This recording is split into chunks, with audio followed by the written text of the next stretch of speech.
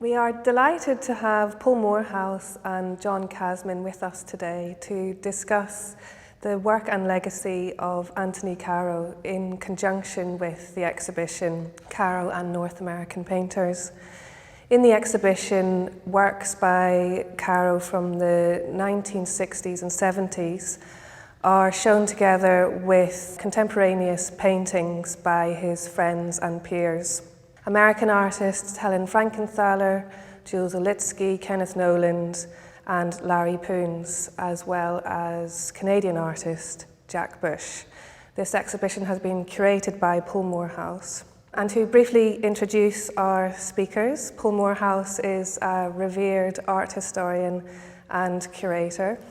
He is currently Chief Executive of the Anthony Caro Centre and was Senior Curator and Head of Displays at the National Portrait Gallery, London, and Senior Curator at Tate, where he was closely involved with creation of Tate Modern and Tate Britain.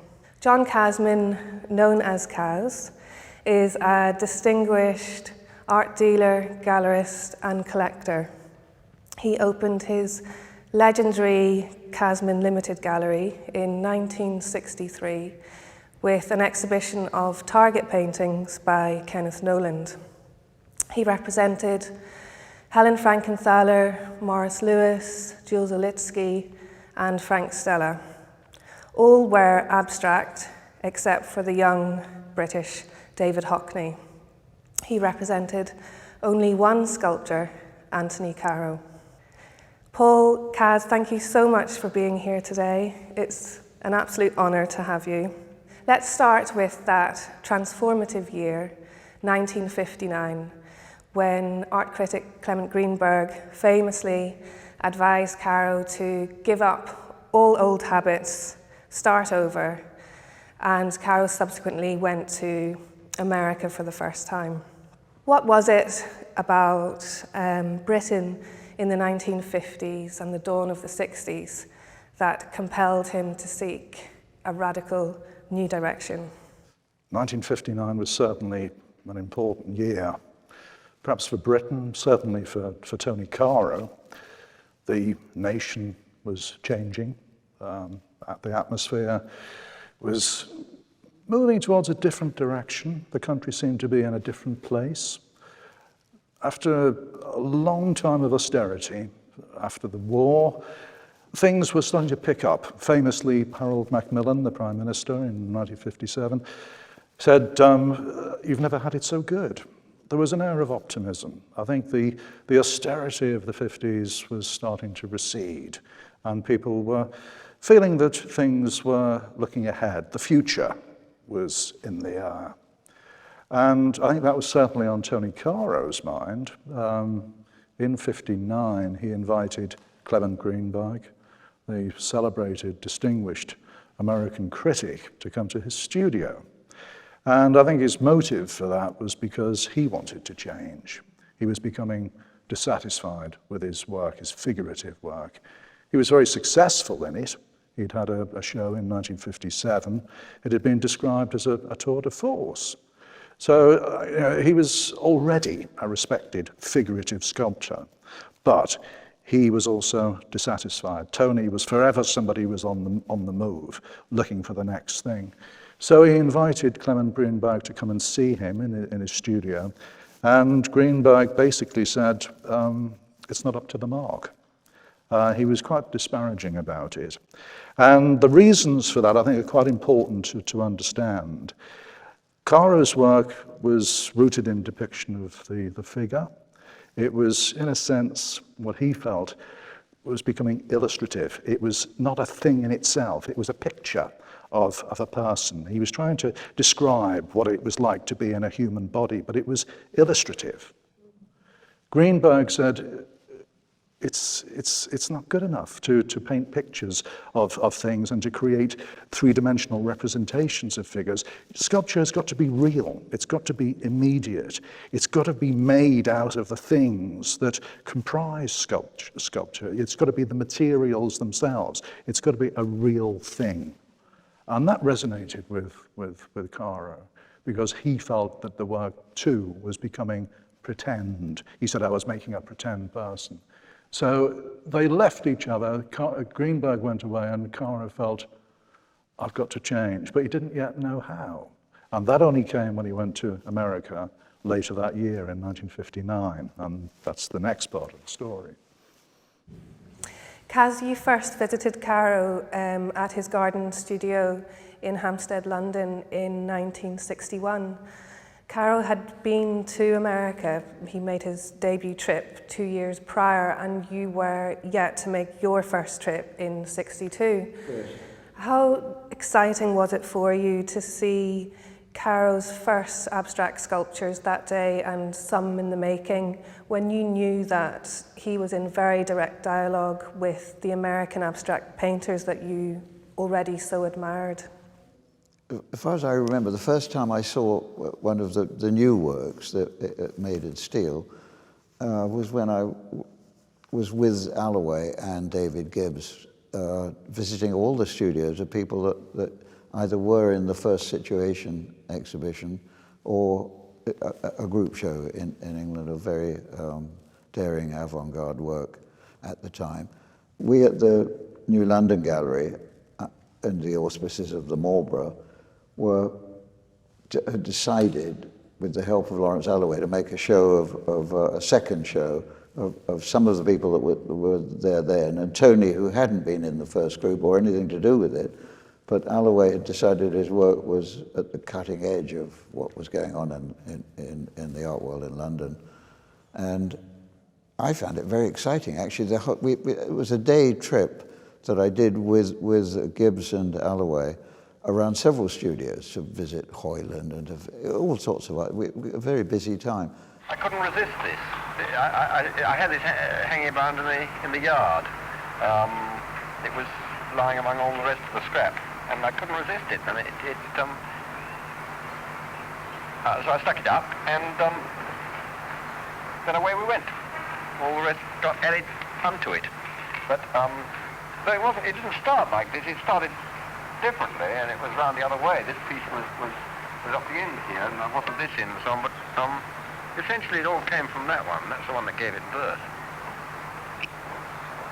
Tony's work took your breath away. The scale was extraordinary, going up to his house and seeing where he worked, the cobbled yard.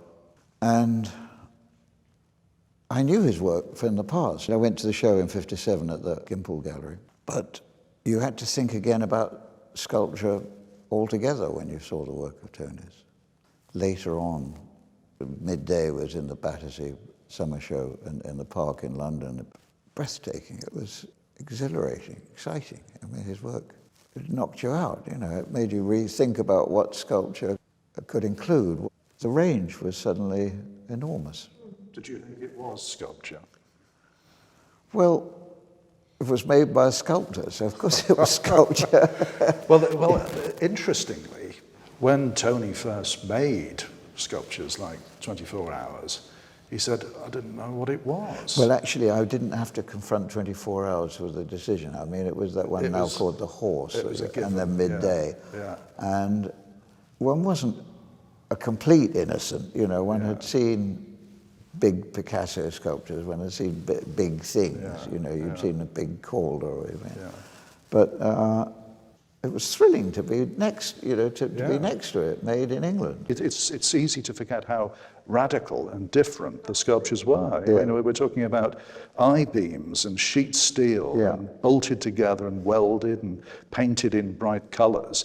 It didn't seem to have anything to do with the tradition of modeled form and human figures, which had dominated the history of sculpture for centuries. And all of that, it was suddenly blown away. And of course, his conversations with Kenneth Noland when he was in America in '59, you know, they famously walked around New York City all night talking, and I think he was a big trigger. Absolutely true, because one can forget that the influence of painting was critical, I think, in Tony's breakthrough. He was talking to a painter, Kenneth Noland, and the painter's method that Noland was describing, being close up to the thing, working straight on, almost working flat on, and not wanting to stand back and compose the piece, but be kind of almost in it. These were elements that got into Tony's thinking, and I think it's as much about the method as it is about the subject that influenced this extraordinary breakthrough. He would have been aware that Ken painted on the ground too. Nolan confided even more in that. involved in the canvas because you're above it and working. And immediately that takes you away from the totemic vertical form. If you're working on a sculpture that's flat on, you've got a different relationship with your materials. And of course, Caro's earliest abstract sculptures, he made those in a single car garage I was going in to his say back that's garden. quite So a point. You couldn't get vertical. He couldn't get a wide view. He couldn't stand back. He would be focusing on the But even if you were points admiring David Smith's totems, which were being made around the same time, he couldn't have gone very high because he was in a low garage. I remember now, 'cause I saw where he was working. You know, it really wasn't a garage the way we think of garages now. It was quite a low structure, this. And he said he didn't want to get too far back from it. He wanted to be in it and not to be too judgmental, too objective, but moving around. And then when you take the sculpture out of the garage, he'd almost be seeing it for the first time. He'd be discovering what he'd made. Henry Moore, he was obviously a early father figure for Caro, and Caro, he resisted taking on a further father figure, especially when he found this new freedom after, making his first abstract sculptures. Do you think, though, that David Smith influenced his departure into abstraction? I think Tony was always looking for the alternative. I mean, he did meet Smith for the first time in New York in '59, and he knew Smith's work from photographs, and he didn't talk to him about sculpture. No. I've just read a piece this morning, checking up or something, and he said he never talked to Smith about making sculpture. Absolutely. So they knew each other in a different way as fellow artists. Absolutely. Do you think that was a competitive thing that they just didn't want to raise? He would have been aware more from photographs than the reality of He what did see Smith. one piece by David Smith, Sentinel 7, I think it is, which was... What, on his first trip? In New York, yes, he saw one sculpture by David Smith. And of course, he did know David Smith's work later, because in early 1960, Arts magazine did a feature on David Smith, and there was a lot of photographs. A whole issue. And he saw, but immediately, Tony was thinking about the alternative. So he could see the essential elements of Smith's work, welded elements, assembled, constructed, but in a totemic way, and still on a plinth. And what does Tony do? He takes sheet steel and other pieces of found scrap metal, and he disposes them horizontally, laterally. So he's going in a different direction. And of course, famously, he takes the sculpture off the plinth and places it on the floor so that it's in your space. So this was fulfilling that imperative that Greenberg It's only the first few pieces. to make the sculpture more real. That's what you do. You put it on the floor, it's in your space, it's automatically more real. It's only the very first ones where he doesn't go up at all. I mean, he fairly rapidly does. I mean, sculpture number 2 and 3. Yeah. Several after that. Absolutely. I mean, leading up to Months of May. Capital is still quite vertical. Yeah. But Sculpture 7, 1961, is an absolute manifesto of horizontal well, sculpture. Well, and Midday. I mean, and still, early one morning. Yeah. A lot, and Locke is one morning, flat on the floor. It may be horizontal, but it has a lot of vertical elements in it. Like dancers, yes, dancing on a horizontal plane. He said to me, "What do you think of it all?" Everything was coming up. Everyone was coming up with names for things in those days. You know, like op art. Poor Ken Nolan would be included in op art because there was retinal activity to and from it. And I said, "Well, I think we could describe your work as horizontal incidentalism." And he said, "Well, it's quite a mouthful." Absolutely. It's pretty catchy, that, Kaz. Do you think that Caro provoked a sense of competition in David Smith? Yeah, certainly did. Okay, otherwise, I would never have been invited up to lunch there. It was because I was Tony's dealer, and I went up to Bolton Landing to spend the day with him. But yeah, he was quite worried about what was happening with this guy who'd become his friend Ken Nolan's close buddy. Who, I'm talking about a little bit later on when Tony's always on Bennington, and people are talking about him all the time. I don't know how soon Smith would have got, not worried, but having to take note of what Tony was doing. In 1962, David Smith made Primo Piano 3, which is painted solidly in white. It's using flat sheets of steel, and it looks very similar to 24 Hours, Caro's very first abstract sculpture. And also there is the yellow I-beam David Smith from 64, which is called Untitled Zig 6. And again, that really makes you think of Midday, which Caro made in 1960. Except that in that Zig 6, the Smith is still totemic. Yeah. It's still engaged with an almost, although it's assembled from different parts, it's still essentially a solid kind of mass. I think the crucial distinction is that Tony took on space as an integral part of the language that he was developing. It was an exploded center. It wasn't solid anymore. He was creating sculpture that moved through space. And he talked about this in a very arresting way. He said he wanted to dispose the pieces like notes in a melody so that they unfold as you walk around it. And that's a very, very different approach to making sculpture from modeling a solid figurative form. I think Michael Fried called that syntax. And it is very syntactical because it's composed of different elements in which relation is the essential element. It's the bringing together of different parts in unity and variety and order, and creating not so much a harmony, but a dynamic situation that unfolds as you move around it. On this subject of the rivalry between those two, I don't see it as real. I think that they both were conscious all the time of what the other one was doing, not necessarily trying to win, but taking account of it all. It must have been slightly more annoying for David Smith than it was for Caro, because Smith's friends in the art world would be talking about Tony's work, and it must have got under his skin a bit when Clem would be saying, there's this guy that's doing really bright things in England, you should keep an eye on him, David. He liked encouraging competitiveness. I think there is a sense in which artists do, as Kaz was saying, are taking very close notice of what the other is doing. Yeah. And I think at some point there is inevitably just a bit of an instinct to want to go that step further and to kind of top what has gone before. And that in fact, that's part of the energy, I think, that characterizes the art scene in the early 60s. I mean, it is so fast-moving. It's so energetic. Right through the 60s, it was St. Martin's that was really the place. It wasn't David Smith, because he wasn't seeing much of David Smith, and they never talked about sculpture. But every time he showed a work at my gallery, he'd have the fellow, theoretically, his pupils, people that were doing sculpture at St. Martin's, would come in a group, and he'd say, okay, what do you think's wrong?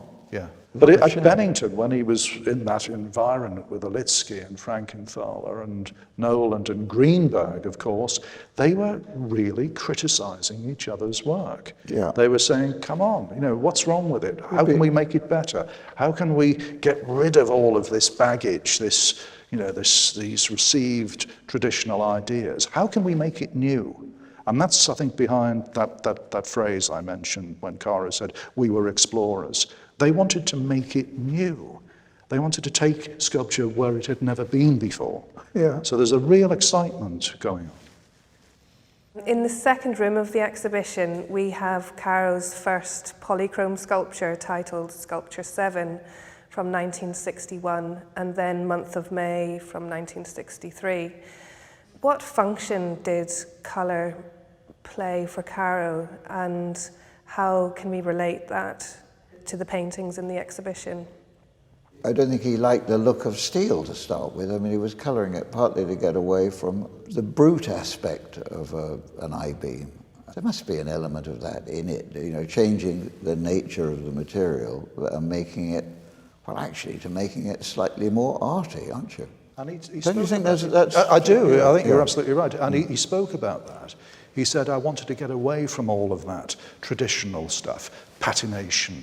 I read it as being slightly nervous of the punchiness of you know, how many things you're going to take on at one bash, as it were.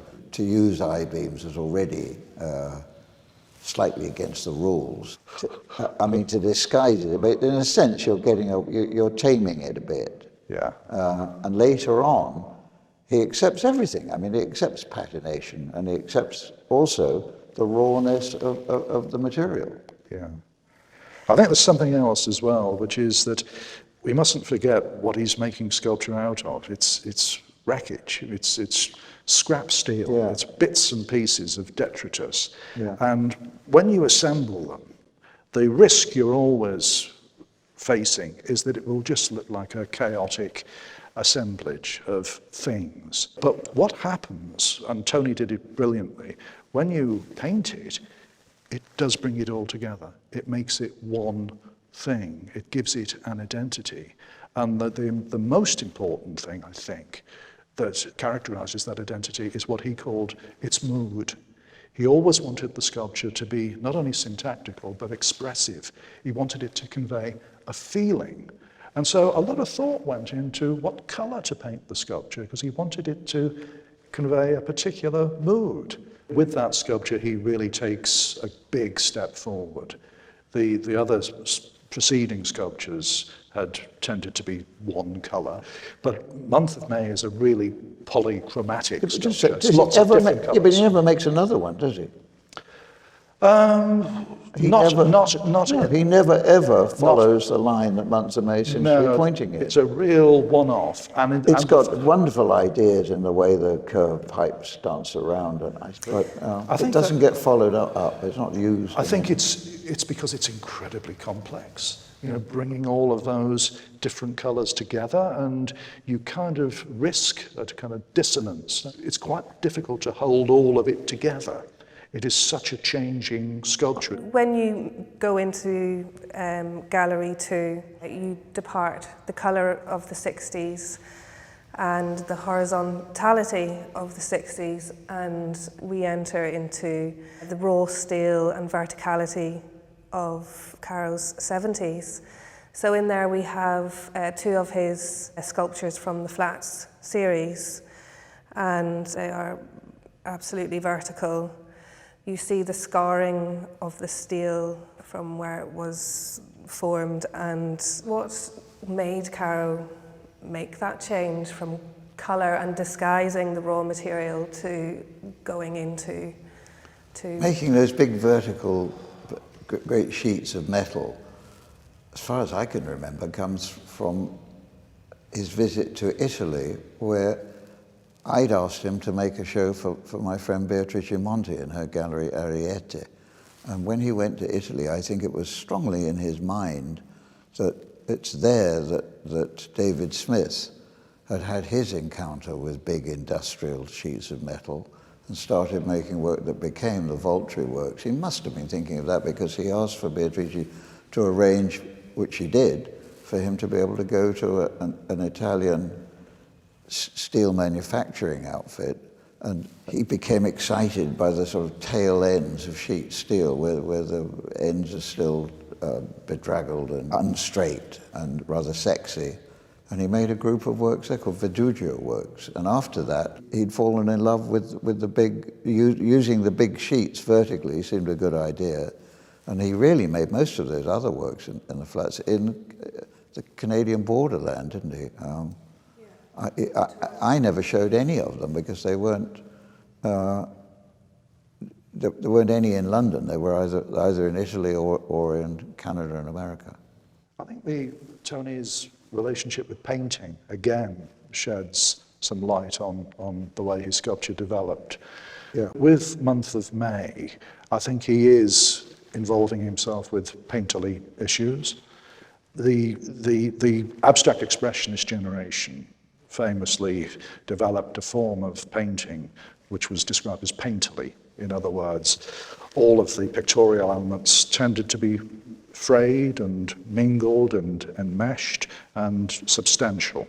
And the generation that came later, to which Tony belonged, post-painterly abstraction, Kenneth Noland and Olitsky, and Greenberg described their approach as being different, and he described it in terms of linear clarity and openness.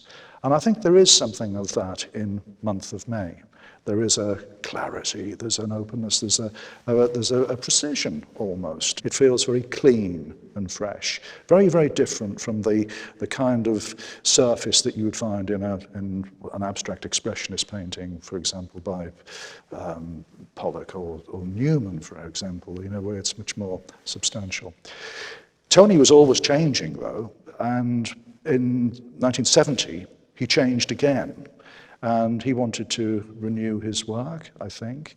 And he put all the coloured paint aside and all of that approach, and he went back to the raw steel. And he engaged with a new range of issues, which I think are also to do with painting. And one of the prime elements, of course, is flatness. For the modernist, this is the central issue, the flatness of the painted plane. And so many of these artists, like Noland and Olitsky, were so deeply involved with asserting flatness. And I think that's what one finds in Tony's work in the 70s. He takes on flatness. So as Kaz said, he started to use sheet steel found in Verdigio and in Toronto and in other fabrication. Durham in the end. In Durham, yeah. Durham in England, yeah. And he's making sculpture that exists in terms of flat planes. But of course, flatness immediately takes you to the next step, which is what do you do with the flatness? And it's the surface. It's how to animate the surface. And once again, I think you find a kind of painterly solution in Tony's response. He starts to create beautiful surfaces in which the steel is varnished and it reveals itself as something not kind of industrial, but absolutely as gorgeous as a painting. And that's why in the exhibition we've situated the flat sculptures with Larry Poons and with Jules Olitsky, in which there are similar painterly responses to flatness and surface, where brush marks and only brush marks are doing all the work. And that's why I think there's an interesting dynamic in that room between sculpture and painting, all dealing with a painted flat surface. Surfaces, yeah. And there's some lovely relationships going on between Pleat's flat and Frankenthaler's Hansel and Gretel. They're placed next to each other. Can you say something about that? They look very good, I think, together. Yeah, absolutely. Of course, Pleat Flats is made quite a long time before the Frankenthaler, isn't it? So it's Helen responding to Tony's work. She came to Tony's studio in 1972, yes. And she wanted to take on sculpture. Yeah. The year after, she made Hansel and Gretel in 75 and Pleat's flat was 74. Yeah, Yeah. exactly, yeah. And you have a similar kind of language going on in which both the sculpture and the painting are, it seems, very much concerned with vertical, flat strokes in which the edges of things are doing all the work again. The edges are very jagged and very expressive and exciting. As far as colour in sculpture goes, the other highly competitive friend was Jules Olitsky, and he also decided to have a go at making sculpture in England when he was sharing with me. And Tony helped him get find a factory up at St Neots, and he started working on it, and he made the ultimate bright colour sculpture. I mean, brighter than any George Sugarman or Calder, for that matter. I mean, wildly coloured sculpture, which I showed a couple of pieces in the gallery, and then there was a wonderful show on the roof of the Metropolitan Museum of his sculptures, which aren't that known. I mean, they're hardly ever seen anymore, but he went the whole hog with colour and sculpture. Big, too. And then Tony returned the compliment. He went to Helen Frankenthaler's studio in 1980 to engage with painting. Yeah. What I would say about this exhibition is that it still appears so extraordinarily fresh and visually exciting today. And for me, it's really exciting to have an exhibition of work that is about visual enjoyment and almost a pure aesthetic experience. It's fabulous having the paintings as well. It's great to have the paintings, it's great to have the sculpture, and they seem to be all about generating visual excitement and visual enjoyment and celebrating. It gives you a feeling of the world that they were made in. Don't you? Absolutely. These artists, you've recreated the atmosphere they felt between each other by putting the works. I hope so, that there's something of that excitement, enjoyment. But Yeah. I think in the period that we've gone through, which has been a difficult and somewhat grey period, to have a group of works which are about the joy of being alive, so to speak, is something to hold on to. Paul Morehouse, John Casmin, thank you so much for being with us today. It's been an honour to have this wonderful conversation with you about Anthony Caro and the exhibition Caro and North American Painters. Thank you. Thank you.